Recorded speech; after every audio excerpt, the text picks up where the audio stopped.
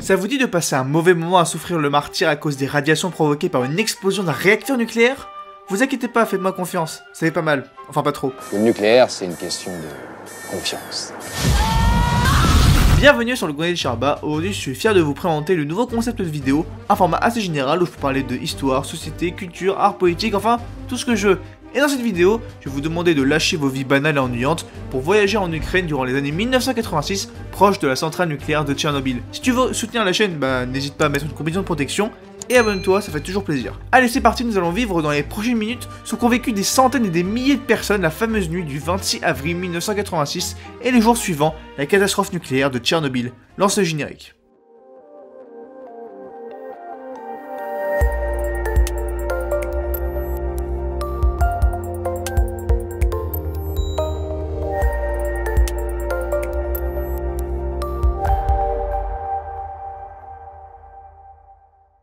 Une nuit mouvementée. Nous commençons notre histoire le vendredi 25 avril 1986. Tu habites dans la petite commune de Pripyat, au nord de l'Ukraine, une petite ville fondée dans les années 70 pour héberger les employés de la centrale nucléaire de Tchernobyl. Ton père y travaille d'ailleurs en tant qu'ingénieur en nucléaire, ta mère est secrétaire dans un centre de recherche, ton grand frère est pompier et toi tu travailles dans l'hôpital le plus proche. Une belle famille unie, pour l'instant en tout cas. Alors oui, c'est vrai que je te spoil un peu que Tchernobyl va se terminer en bain de sang, mais je t'avoue que si tu sais pas que Tchernobyl se termine mal, et franchement je tiens à t'applaudir. Fin d'applaudissement, c'est tout ce que tu mérites. Au petit déjeuner, ton père doit se dépêcher car il doit partir dans une ville voisine avant d'aller à la centrale pour une réunion avec les responsables de la région. Il est assez inquiet vu qu'aujourd'hui il va devoir coordonner avec le contremaître, un certain Anatoly Dyatlov, des essais nucléaires, et ce Dyatlov est quelqu'un de très peu sympathique. Mais à part ça, ta journée est plutôt calme, tu as l'occasion de voir tes potes, la soirée commence, tu Netflix and chill, enfin l'équivalent dans les années 80 en URSS, et tu apprends que ton père va rester toute la nuit dans la centrale. Et tu finis par dormir paisiblement vers 23h30. Et après quelques heures, tu entends un gros boom.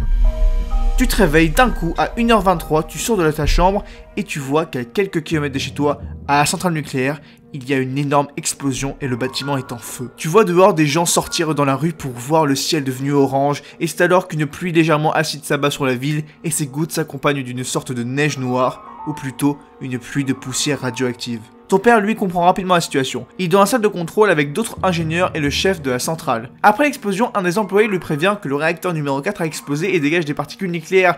Mais le chef Dyatlov pense qu'il est sous choc et préfère appeler les pompiers pour arrêter le feu et procède à des normes de sécurité. Alors maintenant, quand tu y penses, c'est vrai que c'est un peu con. Mais non, en fait, c'est juste con. Fin d'intervention, je continue la vidéo. Vers 1h30 du matin, ton frère part de chez toi et s'équipe pour aller à la centrale nucléaire et part affronter le feu sans aucune, je dis bien aucune protection face au gaz. Ta mère et toi restent à la maison. Il est 2h du matin. Tu commences à avoir peur et tu décides de sortir. Et tu ressens une sensation étrange, comme si l'air était pollué. Tu avais du mal à respirer. Pendant ce temps, ton père est en train de regarder l'état de la centrale. La partie supérieure du cœur du réacteur se trouve à l'air libre. Et le graphite, un élément provenant du carbone, brûle, provoquant un incendie. Le tout rejette des poussières et des gaz radioactifs. Ton père essaie tant bien que mal de faire état de lieu, mais la peur s'accentue au moment où il voit son collègue mort gisant sur le sol. La majorité de sa peau était brûlée et ensanglantée, non pas par le feu, mais par les particules présentes dans l'air. Et ton père ressent vite de la douleur, vomit le peu qu'il ait mangé dans la matinée, commence à avoir des vertiges et sent que sa peau brûle. Lui, malheureusement, comme beaucoup d'autres employés, sont morts quelques heures après l'accident. D'autres employés moururent quelques jours plus tard suite à des brûlures, diarrhées, vomissements et autres, et le reste auront des séquelles physiques comme des cancers à cause des radiations. Attendez là les gars, vous êtes sur le Grenier de Sherba, ok? Vous pensez vraiment qu'on allait faire une vidéo tranquille sans qu'il y ait de morts ni de blessés graves? On parle de suicide et de meurtre. Alors s'il vous plaît les gars, laissez-moi faire un peu de creepy, ok? Alors que ton père succombe dans les décombres de la centrale, ton frère continue tant bien que mal vaillamment à combattre le feu sur le toit, mais inutilement car l'eau est totalement inefficace contre les produits chimiques. Et en plus, lui et les autres combattent sans aucune protection. Quelques dizaines de minutes plus tard, ton frère et d'autres de ses camarades sont évacués pour intoxication vers l'hôpital le plus proche. Toi, tu restes dehors, à 3 km de la centrale, émerveillé mais à la fois inquiet de la pluie de cendres toxiques. Ta mère sort elle aussi, très inquiète, n'a aucune nouvelle de son mari et de son fils. Vous décidez de vous rendormir. Les jours suivant le drame. Le lendemain, tu te réveilles, toujours inquiet suite à ce qui s'est passé la nuit. Ta mère et toi n'avez pas de nouvelles de ton père et de ton frère, et les autorités n'ont rien dit de particulier aux civils. À part que tout va bien se passer, il n'y a aucun problème. Du coup, vu que personne n'a dit aux gens qu'actuellement des tonnes de gaz radioactifs sont éjectés dans l'atmosphère, et tu continues ta vie, tu vois tes potes, tu te rapproches même de la centrale, et tu vois l'horreur. des personnes en équipement de protection récupèrent des cadavres. Tu fixes le cadavre et tu ne remarques même pas que c'est ton père qui a perdu une partie de sa peau à cause des radiations. Tu es juste terrifié par tout ce sang.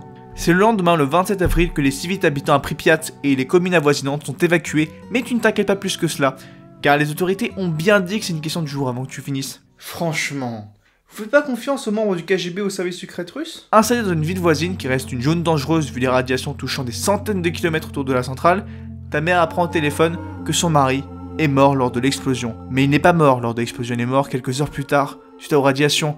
Mais le gouvernement soviétique ne voulait pas inquiéter la population. Tout va s'arranger. Mais c'est pas possible d'entendre des conneries pareilles! Lundi 28 avril, tu es appelé à l'hôpital le plus proche. À ce qui paraît, il y a de nombreux cas de vomissements, diarrhée et brûlures. Tu arrives à l'hôpital, tu te prépares et tu remarques que tu reconnais sur la liste des patients un nom, celui de ton frère. Tu décides de le retrouver, et la horreur, tu vois l'état de son corps. Il a perdu beaucoup de cheveux, sa peau est complètement brûlée, ne laissant que des plaques rouges ensanglantées et la peau morte. C'est ce qu'on appelle des brûlures bêta, provoquées par les particules radioactives en suspension, qui brûlent la victime plusieurs jours après contamination, voire plusieurs mois. Ton frère et presque tous les pompiers qui ont intervenu lors de l'incendie du réacteur sont morts quelques jours après l'explosion. Ta mère, qui est secrétaire avec un chercheur en radioactivité, comprend vraiment ce qui s'est passé et décide de te l'expliquer. Le réacteur RBMK de la centrale soviétique de Tchernobyl présentait déjà des failles dans son système. Réacteur naturellement instable, un système d'alerte d'urgence qui prend trop de temps à s'activer, il n'y a pas d'enceinte de confinement pour protéger des fuites radioactives, les ingénieurs soviétiques n'ont pas respecté toutes les règles de sécurité et de sûreté lors de la conception et d'autres facteurs bien sûr. Et c'est pas fini parce que sinon c'est pas drôle, je vous le dis. La veille de l'explosion, ils avaient fait des tests sans respecter les normes de sécurité, sans préparation garantissant le contrôle de la stabilité du réacteur, par manque de temps, d'après les autorités. Au pire, vous êtes en retard, vous risquez quoi? Allez, une baisse du salaire? Comparé à, je sais pas moi, quelques milliers de morts? Alors je suis pas hyper fort en physique-chimie, du coup, je veux pas non plus dire n'importe quoi. Mais ce que je sais, c'est que la nucléaire, c'est pas ouf pour la santé. Je suis pas Didier Raoult, je peux pas vous le dire.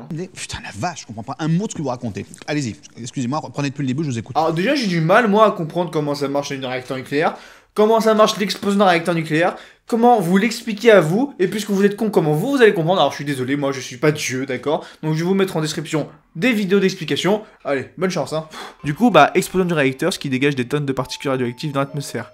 Ah, c'est ballot ça. Les mois, les années après le drame.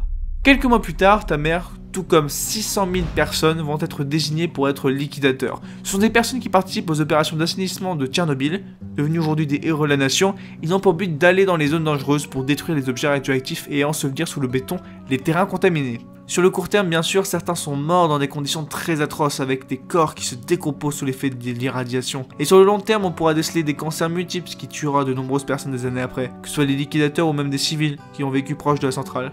Ta mère a vaillamment participé à la collecte du graphite dégageant des particules nucléaires et mourra d'un cancer à la fin des années 90. Mais de toute façon, ta mère et toi, vous avez pu participer au procès des responsables de la catastrophe en 1987. Les trois dirigeants de la centrale de Tchernobyl, l'ingénieur en chef Anthony Dyatlov, on en avait déjà parlé avant, mais aussi l'ancien directeur Viktor Buyukhanov et l'adjoint Nicolas Fomin. Cherchant des boucs émissaires, le gouvernement soviétique n'a pas vraiment cherché à comprendre ce qui s'était passé, et la sentence est tombée, 10 ans de prison. Alors je vous calme, c'est pas 10 ans de prison dans les prisons françaises où c'est joyeux, festif, on parle de 10 ans dans les camps de concentration, au goulag, peut-être en Sibérie, c'est un peu moins, voilà, c'est pas où ils s'associent tous les jours quoi. D'ailleurs Dyatlov, considéré comme un patron très sévère, très peu sympathique, mais compétent dans ce qu'il faisait, assure que même s'il avait fait des erreurs le jour de l'accident, le responsable reste d'abord le gouvernement pour avoir construit une centrale défectueuse. Et finalement, combien de morts à cause du gouvernement soviétique ? Officiellement, il n'y a eu que 130 morts à cause de Tchernobyl, mais vous imaginez bien que ce chiffre est totalement faux. Avec 346 000 personnes évacuées après l'explosion, 600 000 liquidateurs, 5 millions de personnes qui vivent toujours dans les zones irradiées, on compte à peu près 9 millions d'adultes et 2 millions d'enfants qui souffrent de l'explosion de Tchernobyl. Mais malheureusement, ces chiffres sont durs à prendre en considération. 50 000 liquidateurs morts, 200 000 liquidateurs invalides ou handicapés, 430 000 cas de cancer mortel. Dans tous les cas, la catastrophe de Tchernobyl reste et restera dans l'histoire comme étant l'une des catastrophes nucléaires les plus horribles que l'humanité ait connues. Merci beaucoup d'avoir regardé la vidéo jusqu'au bout. Si elle t'a plu, n'hésite pas à t'abonner et à liker. Écris en commentaire ton point de vue sur la question du jour. Je t'invite à voir mes différents réseaux sociaux, Instagram, Snapchat, Twitter et Discord. A plus tard sur le Grenier de Charbois.